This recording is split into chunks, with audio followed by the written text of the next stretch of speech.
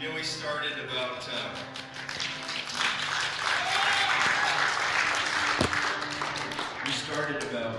don't know, I think it's been 5 or 6 years now. You know, in the Bible, Jesus said that he left the 99 to go get the one lost sheep.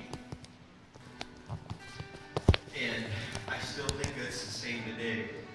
And lost sheep were part of the herd once. They were part of the fold. And so what I've noticed over the years is that guys would go through the program and sometimes they wouldn't get it. Or maybe they got it and then they stumble and get caught back up into stuff. And so we started this program called Restoration at the Ranch for Teen Challenge graduates who went through the program. And man, I've just seen so much success with it, where God has gone and restored these guys. And sometimes it's pretty awesome, man. I get attached to them and then I don't want them to leave. You know, the guys are like, hey, you know, man, I'm going to be here for like 13 months.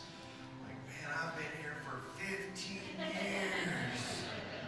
About the time I get to know you, y'all leave, you know. And sometimes it's harder on us as staff. How many know that would be true? And so I'm really proud of Nick. Nick has just done an awesome job in restoration. He comes from Teen Challenge in Mississippi. Kind of sound like Elvis. Got a good singing voice. Anyways, tell us a little bit of your story.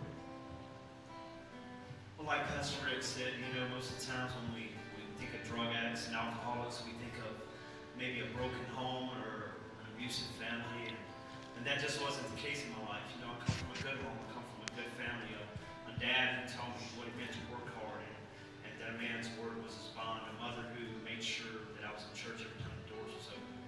But you know, growing up, I had a misconception of what God was. I thought he was a gray-headed man sitting on a cloud.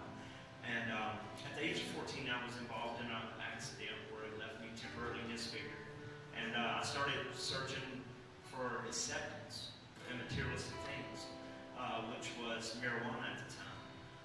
What little did I know, the next 16 years of my life, I would lose every bit of wealth I had. I would lose my wife, my 2 kids. I would be addicted to pushing meth, crack cocaine, in and out of jail. You know, everything that's associated with that lifestyle. Eventually went to prison.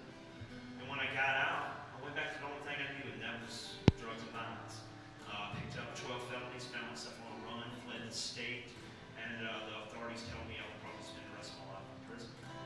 And that's where I hit rock bottom.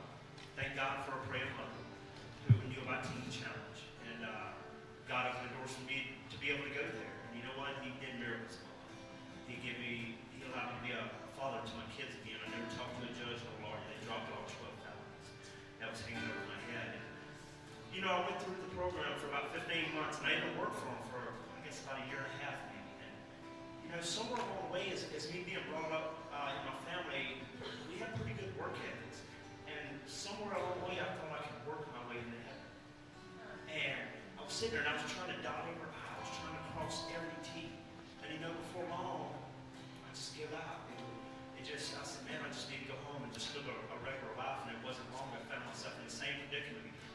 And it was because I had left the accountability process. I had left the being away from wise counsel, which I know we have to have. And God opened the doors for me to come to Teen Challenge Arizona.